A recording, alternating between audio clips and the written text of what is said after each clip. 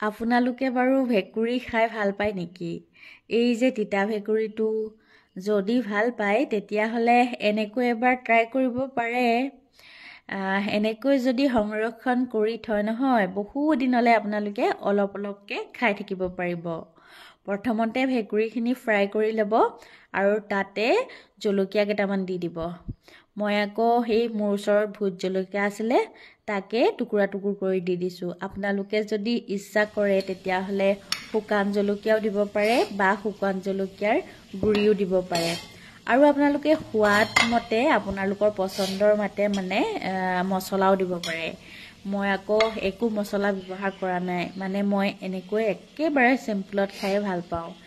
এইখিনি এতিয়া ধুনীয়াকৈ চিচাৰ বৈয়াম এটাত ভৰাই ল'ব। তাৰপিছতে আপোনালোকে তেল দিব লাগিব।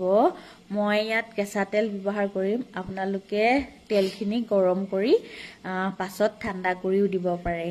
মই কেঁচা তেলত দিয়া আচাৰে খাই বেছি ভাল পাওঁ।